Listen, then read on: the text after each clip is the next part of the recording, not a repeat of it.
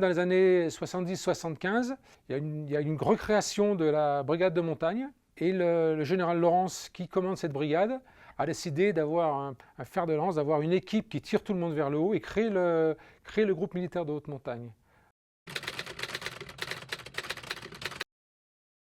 Donc le groupe, c'est un effectif de 10 personnes qui sont basées à Chamonix, qui est quand même la capitale mondiale de l'alpinisme. Et l'effectif n'a pas changé depuis sa création. Sur ces 40 ans, les missions se sont un peu affinées.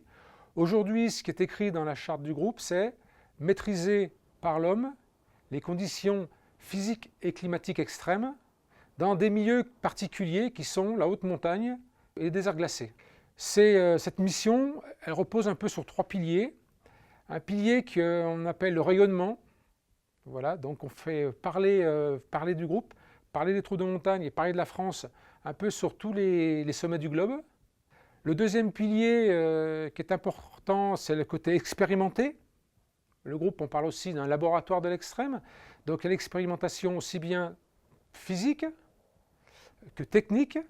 Et puis il y a toujours eu des échanges, des collaborations avec le service de santé des armées. Et le troisième pilier, qui est la mission transmettre, parce que toute cette expérience engrangée là, en 40 ans, il faut aussi en faire quelque chose.